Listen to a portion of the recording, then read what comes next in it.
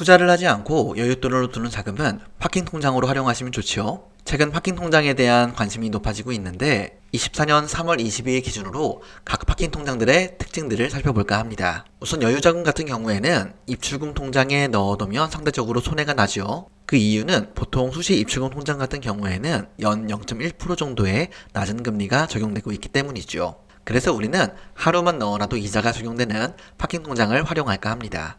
자, 각각의 은행과 저축은행들을 제가 정리해 봤는데요. 그 중에 조금 활용할 만한 내용들을 요약했다고 보시면 될 것 같습니다. 자, 위에 4개의 은행은 1금융권 은행들이고요. 아래 2개는 2금융권 저축은행인데요. 저축은행 같은 경우에도 마찬가지로 예금자 보호법은 적용되고 있습니다. 그럼 하나씩 내용들을 볼까요? 광주은행 같은 경우는 1000만원까지 3%의 금리가 적용되고 있습니다. 그리고 신규 회원의 경우에는 6개월간 3.5%를 적용해주고 그 뒤에는 3%로 다시 내려간다고 합니다.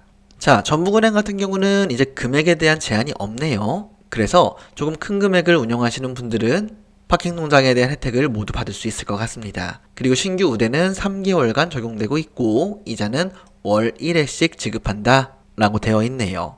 그리고 하나은행과 K뱅크 같은 경우에는 금액은 크지 않지만 조금 색다른 혜택이 있어서 내용들을 정리해 봤는데요. 하나은행의 달달 하나통장이라고 하는 것은 200만원 이하까지 3%의 우대를 적용해주고 있는데 이 혜택을 받기 위해선 매달 급여 이체로 50만원 이상이 들어와야 합니다. 급여라는 이름으로 해당 금액 이상이 입금되면 혜택을 볼 수 있는 것이죠. 그리고 또 하나의 특이사항은 해당 조건을 충족하면 매달 5,000원 정도의 쿠폰을 1년 동안 지급해주겠다고 합니다.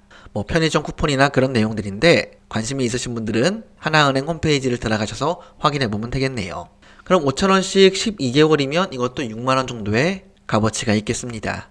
그리고 K뱅크 같은 경우에는 생활통장이라는 것이 300만원까지 3%의 이자를 지급해주고 있는데요. 평균 잔고로 300만원을 꾸준히 유지한다면 쿠팡이나 네이버 멤버십의 구독료를 제공해주고 있으니 이를 활용하실 분들은 잘 써보시면 좋겠죠. 그리고 일반적으로 1금융권보다는 2금융권의 금리가 높습니다. 대표적인 저축은행도 2가지 정도를 정리해 봤는데요. OK저축은행의 OK짠테크 통장 같은 경우에는 50만원 이하의 경우에 금리를 7%씩이나 높게 적용해주고 있습니다. 그리고 50만원 초과 1억까지는 3.3%를 지급하고 있죠. 그래서 소액의 금액을 맡기신다면 OK저축은행도 좋은 대안이 될 수 있을 것 같고요. 마지막으로 금액에 대한 제한 없이 파킹 통장을 이용하고 싶다면 에큐온 저축은행이 마땅한 곳이 될 것 같습니다. 금액 제한 없이 3.5%라고 하는 해당 금리를 제공해주고 있는데요. 아까 봤던 전북은행보다 조금 더 높은 모습을 보여주고 있죠. 다만 1금융권과 2금융권의 차이 정도로 우리는 이해를 하고 접근하시면 좋겠습니다. 자, 이렇게 해서 24년 3월 22일 기준으로 파킹 통장 내용들을 정리해 봤는데요. 한눈에 비교해 봤으니 본인의 상황에 알맞는 파킹 통장을 잘 활용하시면 좋겠습니다.